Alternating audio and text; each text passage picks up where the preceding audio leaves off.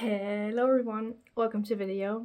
Today we're talking about your next classic read. Specifically, if you already have like a couple under your belt, maybe you've already read The Picture of Dorian Gray, you've already read Little Women, you've read Pride and Prejudice, you have done the required reading and you enjoyed yourself. And now you want to delve a little bit deeper into this wonderful category of books. And that is exactly what we're doing today.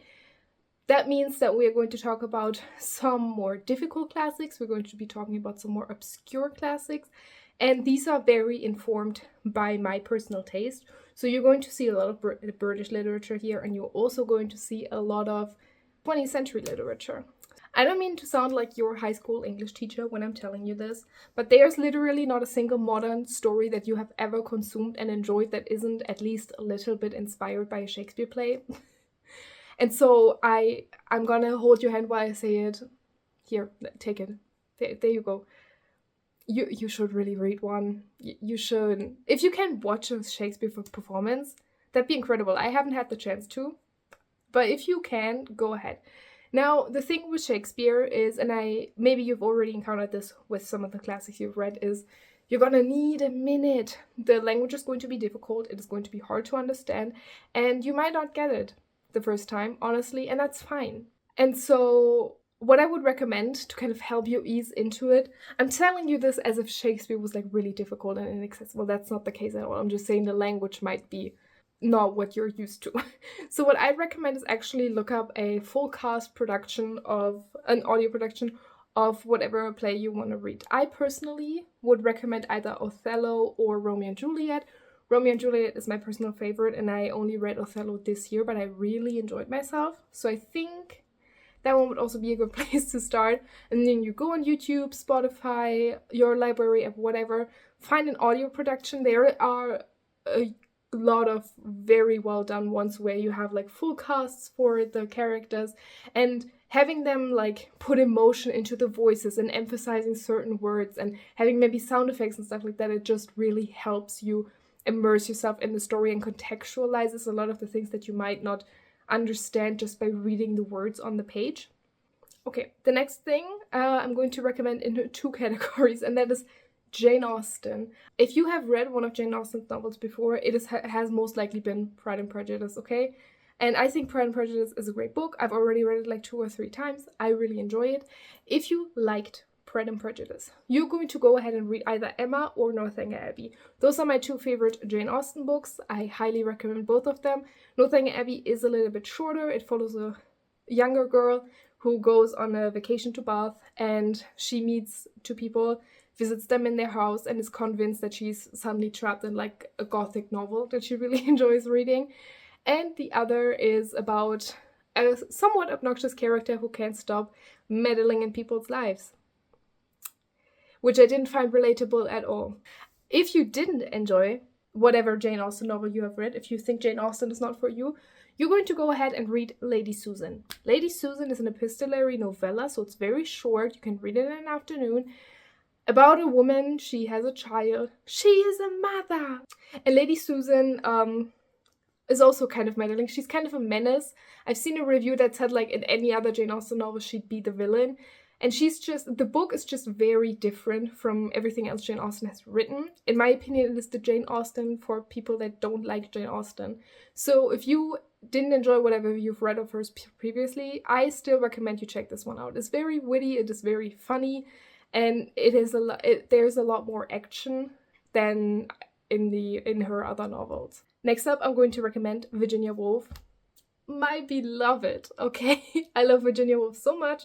She's one of my favorite writers. She wrote my favorite book of all time, which is To the Lighthouse, which I'm also going to be recommending to you. It is a book about a family that wants to take a trip to a lighthouse, but it takes them like 14 years, I think. It's really more about the vibes than the plot, okay?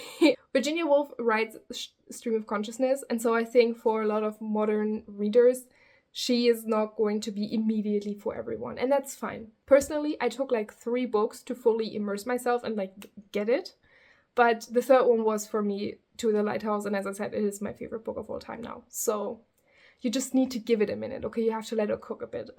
And as I said earlier, just because a book asks you to take a minute and will require you to maybe read passages over, or maybe require you to read multiple things by the author, that doesn't make the book bad, and it also doesn't make you stupid, okay? Good book can be difficult, and if you find it difficult, that's fine.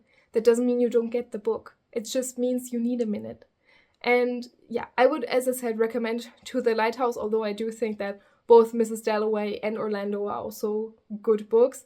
Mrs. Dalloway was the first one I read of hers, and so I really don't remember much of it. A, because it's just been a while, and B, because I didn't get it, I think. I was really confused the entire time, so take that recommendation with a grain of salt, but I think Virginia Woolf is very well worth your time, especially if you've already delved into even older texts, because she is more of a recent writer.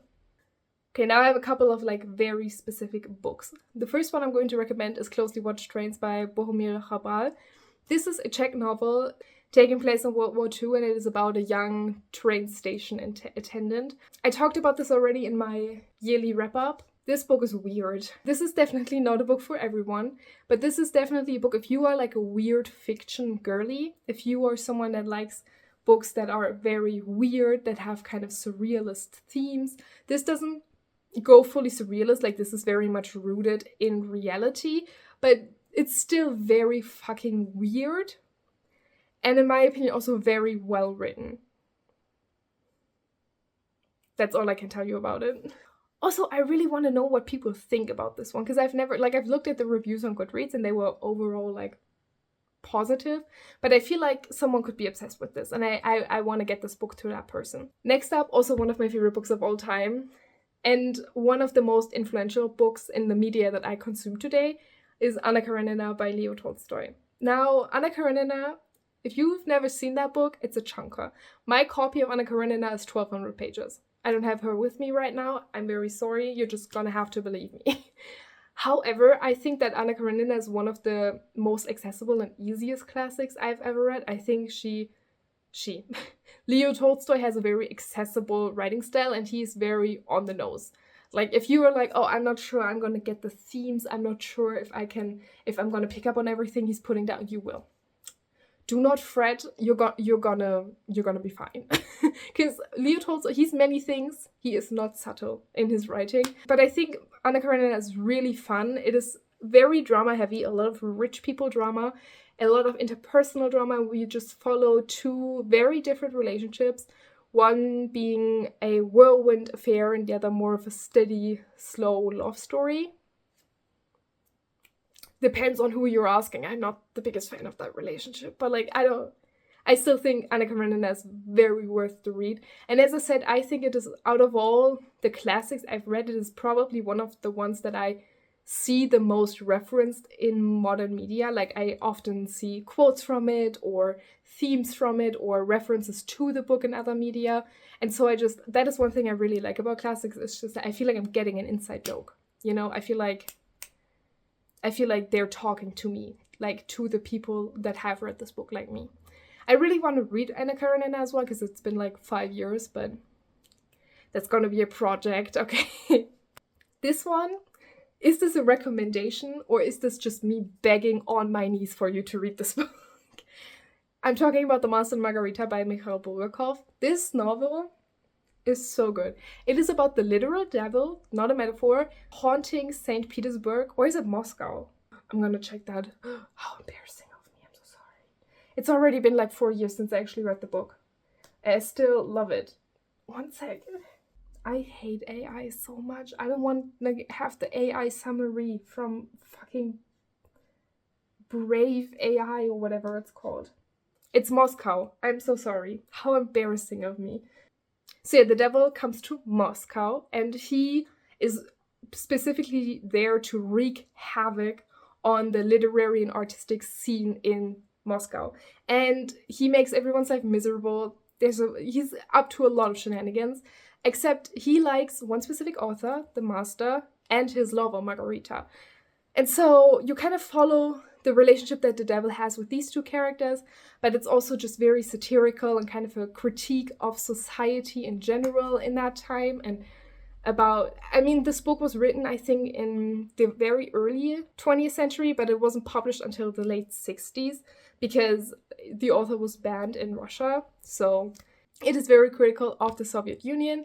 And so, yeah, it's so good. This book, it's truly the book that keeps on giving. I'm trying to describe the vibe to you. Do you remember that scene in Spirited Away where they arrive in that town at the market, I think it is, and the parrots start eating the food, even though they like aren't supposed to, and they start turning into pigs? That is the specific vibe of the Master and Margarita. I think this needs to be an anime. I think no other format of adaptation could really do this book justice. I was picturing the entire thing in like a Studio Ghibli art style. But like weird Studio Ghibli, not cozy Studio Ghibli, okay? Next up we have Next up we have Goodbye to Berlin by Christopher Isherwood. Why did I say that so German? Christopher Isherwood.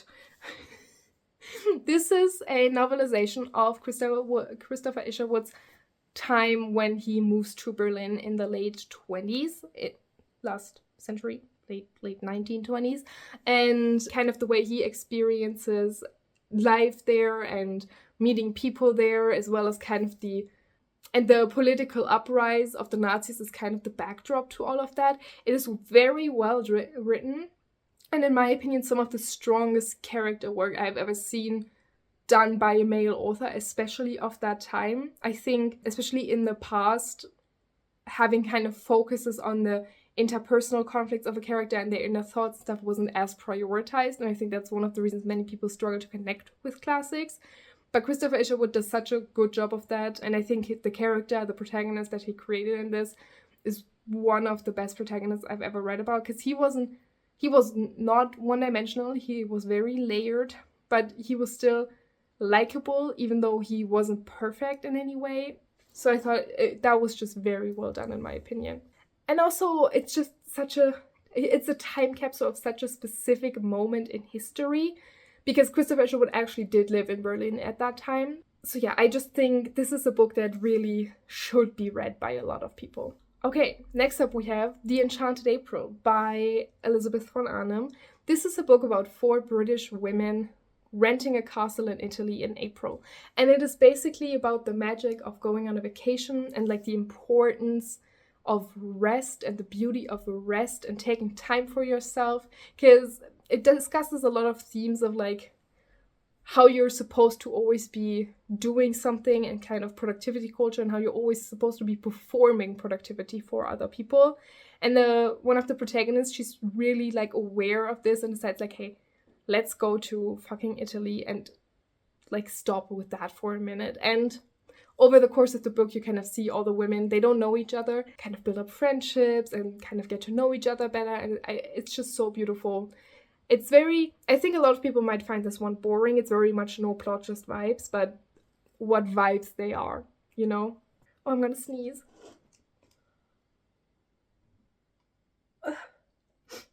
Doch nicht.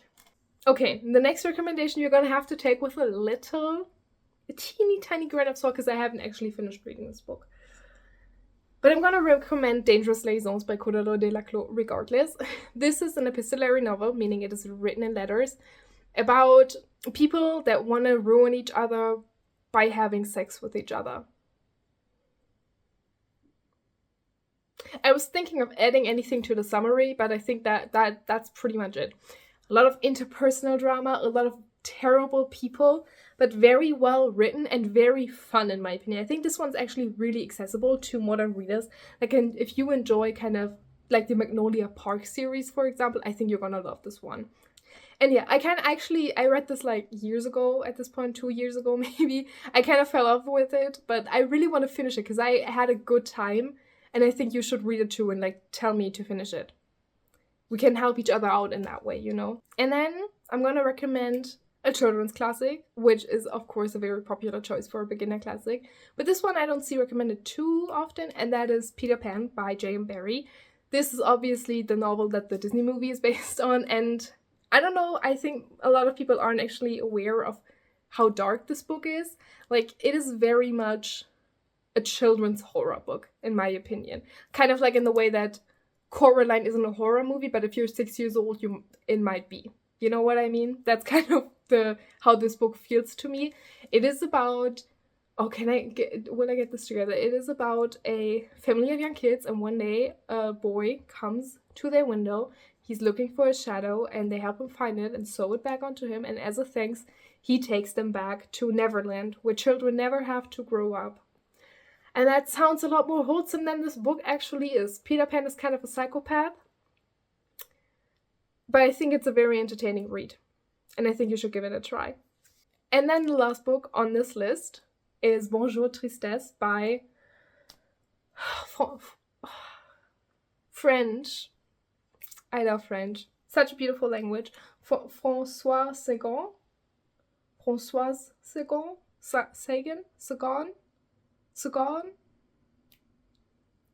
I don't know, man, okay? This book is also very dark and kind of psychotic, but more in a hot summer kind of way.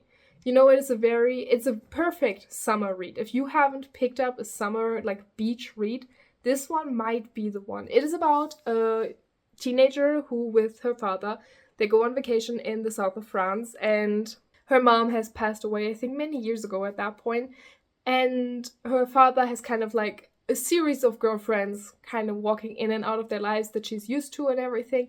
And then one day, a woman that was friends with her mom kind of comes to visit them, and her dad seems to actually be serious about her. And then obviously our protagonist is like, I can't have that, because she wants me to do like crazy and annoying shit, like, I don't know, finish school. So I'm gonna ruin their lives. This is what they mean when they say hell is a teenage girl, okay? But it is very well written, it is very atmospheric, and I just think this is, like, if you didn't know this book was older, you wouldn't know. You know, like, if nobody had told you, you wouldn't be able to tell from the writing. I think it was actually pretty groundbreaking for its time, like the way the protagonist talks about being a girl and becoming a woman and what womanhood actually means and stuff. So I think this one is a great one if you are still kind of, maybe you've read like 1 or 2 classics and you enjoyed them, but you also find them kind of intimidating and you don't really know where to go to next. I think this is a great one because it is also a very cultural relevant one. It's one of the biggest, like, recent French novels. So I think this is a no-brainer recommendation. I hope you could get something out of this video. Let me know if you've read any of these, and also let me know if you have any obscure, niche, weird classics recommendations, because obviously a lot of classics are classics for a reason, and they're also well known because they're classics. Like, I can't really come on here and be like, yeah, read Jane Eyre, because, like, you know you know that Jane Eyre is a very well-known popular book. So if you have any recommendations for more niche classics, definitely leave them down below. I hope you enjoyed the video, and I will see you all in the next one. Bye!